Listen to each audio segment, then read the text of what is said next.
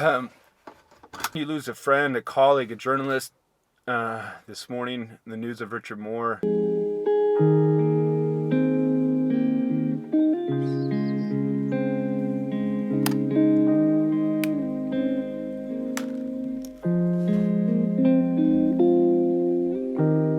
It's been a week of processing it, talking with friends, and just trying to get on with life as thoughts of Richard have been buzzing around in my head. This video is not for you, my subscribers, not for my or Richard's friends, but for his son, a memory, a record, something to look back on years from now. Cycling journalist, we are a unique band of brothers. We come together every few months, every couple weeks. It's like a great song that you can hit pause and play on, pause and play, and it just picks back up on that exact same beat where you left off on.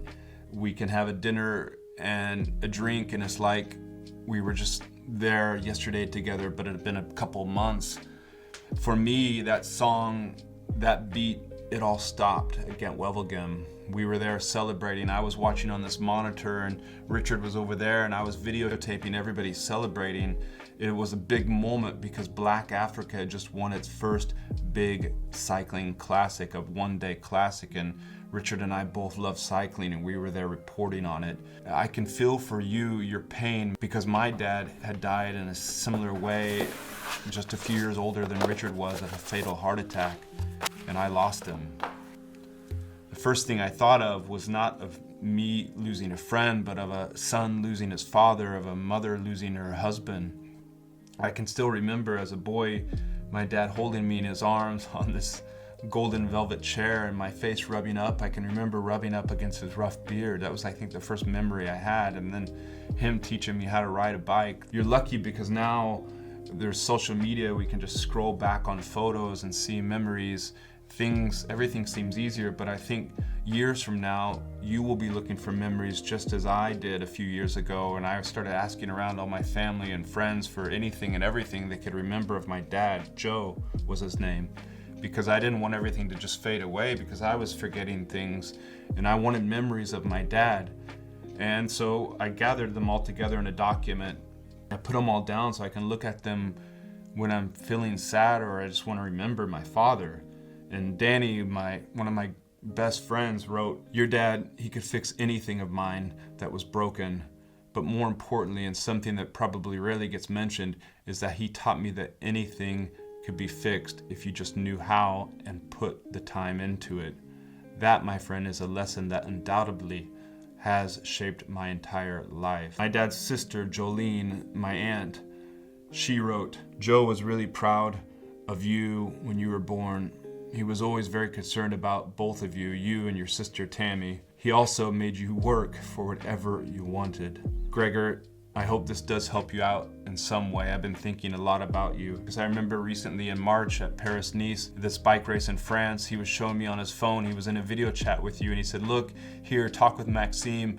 And he put me on the phone with you and we tried to speak, but you were too shy. A funny story is that at that same bike race, Paris-Nice, one morning we were tired, it was 7 a.m. and Richard got on to me about always looking at my phone on social media, and I snapped back at him. We had an argument and he apologized and I apologized, but everything was over and I thought that was that. But then later on that night, Richard was driving back home and he called me up and he said, "Gregor, I just want to apologize. I'm sorry, I didn't mean to do that." And I said, "Richard, it's not, you don't have to do that. You don't have to do that." But that was Richard. He was kind, caring, and sensitive and emotional. We first crossed paths, I think it was the 2007 Tour de France. You get to meet so many new journalists, and I met Richard, and we got to know each other quite well.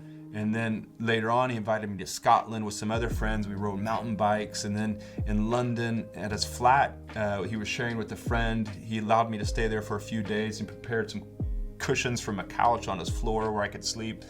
And he showed me around London. We roamed the streets, hit the bars, showed me the sights.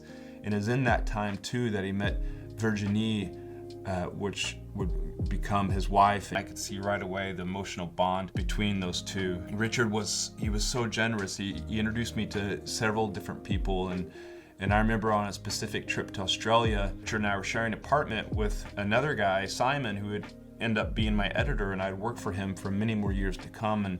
in Australia. We were at, as well as covering the bike races, we were on the beach and just enjoying it.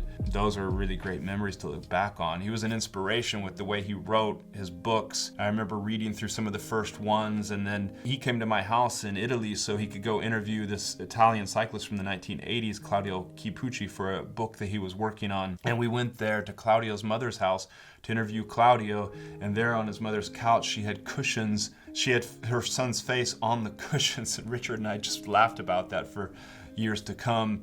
I saw him grow bigger and bigger, put out these big books over the years, and go on to make this successful podcast. And he'd be interviewing cyclists all the time, and you'd hear him over there interviewing other journalists for it.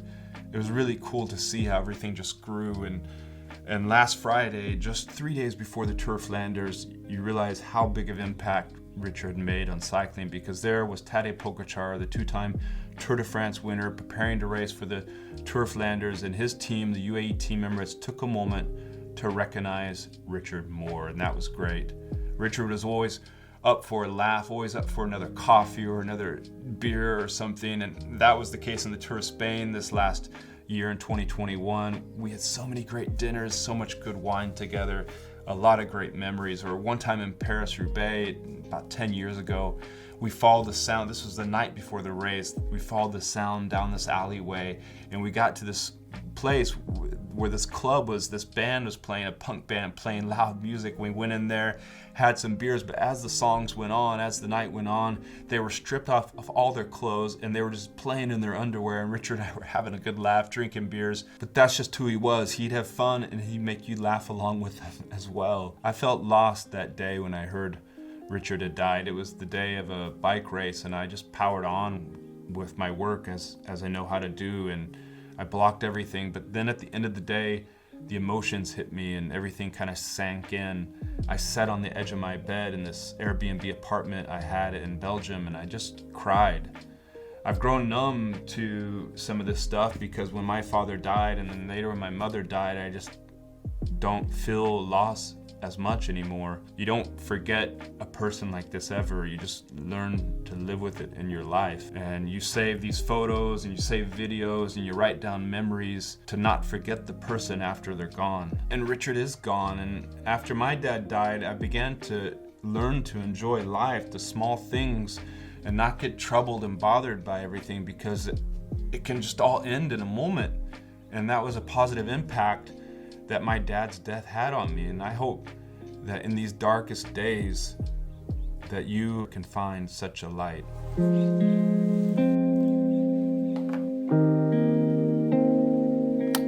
So I'm thinking of you, Richard, and yeah,